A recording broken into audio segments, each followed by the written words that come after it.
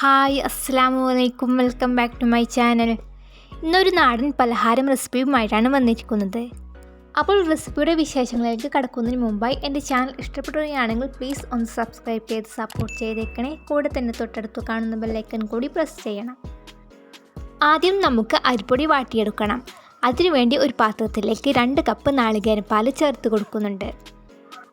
പിന്നെ ഇതിലേക്ക് പാകത്തിന് ഉപ്പും 1 ടീസ്പൂൺ വീതം എള്ളും നല്ല ജീരകവും ചേർക്കാം. പിന്നെ നാളികേരപ്പാലിൽ തന്നെ അരിപ്പൊടി വാട്ടിയെടുക്കണം, എന്നാലാണ് സ്വാദ് ഉണ്ടാകുകയുള്ളൂ. ഇനി നമുക്ക് ഫ്ലെയിം ഓൺ ചെയ്ത് തുടരെ ഇളക്കി കൊടുക്കണം.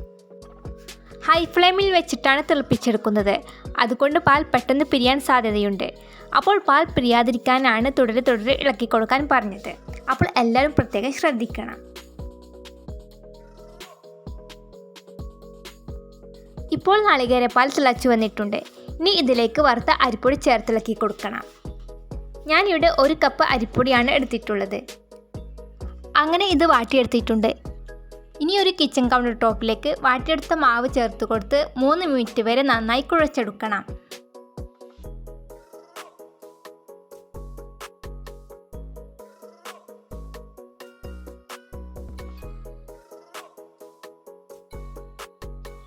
ഇപ്പോൾ നന്നായി കുഴച്ചെടുത്തിട്ടുണ്ട്.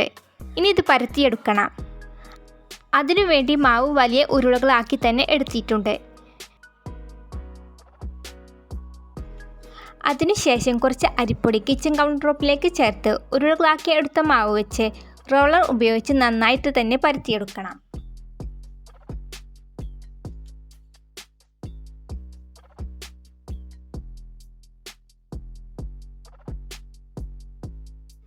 ഇപ്പോൾ നന്നായി പരത്തിയെടുത്ത് കഴിഞ്ഞിട്ടുണ്ട്. ഇനി ഇത് കട്ട് ചെയ്തെടുക്കണം. പിന്നെ നമുക്ക് ഏത് മോഡൽ വേണമെങ്കിലും കട്ട് ചെയ്തെടുക്കാവുന്നതാണ്. ഞാനിവിടെ ഹാഫ് മൂൺ ഷേപ്പിലാണ് കട്ട് ചെയ്തെടുക്കുന്നത്.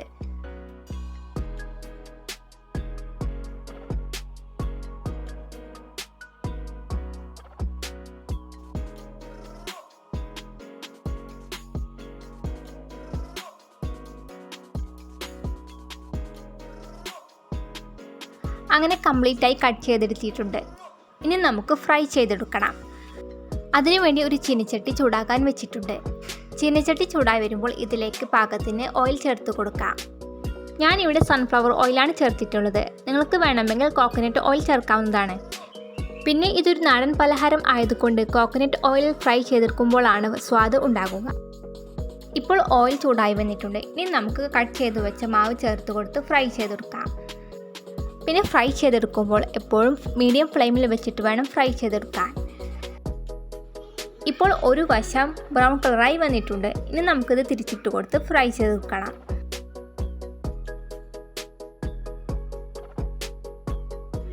അങ്ങനെ നമ്മുടെ ചിപ്സ് ഇവിടെ കംപ്ലീറ്റായി ഫ്രൈ ആയി വന്നിട്ടുണ്ട്. ഇനി നമുക്കിത് എണ്ണയിൽ നിന്നും കോരി മാറ്റാം. ബാക്കിയുള്ളതും ഇതുപോലെ തന്നെ ഫ്രൈ ചെയ്തെടുക്കണം. അങ്ങനെ നമ്മുടെ നാടൻ പലഹാരം ഇവിടെ കംപ്ലീറ്റായി റെഡി ആയിട്ടുണ്ട്. ഇത് ചായക്കൊപ്പം വെറുതെ കഴിക്കാൻ നല്ല ടേസ്റ്റാണ്. അപ്പോൾ എല്ലാവരും ഈ റെസിപ്പി ഒന്ന് ട്രൈ ചെയ്ത് നോക്കുക. എന്നിട്ട് നിങ്ങളുടെ അഭിപ്രായങ്ങൾ താഴെ കമൻറ്റ് ബോക്സിൽ അറിയിക്കാനും മറക്കരുത്. പിന്നെ ഈ വീഡിയോ ലൈക്ക് ചെയ്യുക, ഷെയർ ചെയ്യുക. അപ്പോൾ ഇൻഷാ അല്ലാഹ് നല്ലൊരു റെസിപ്പിയുമായിട്ട് അടുത്തൊരു ദിവസം കാണാം. Thanks for watching. ബൈ.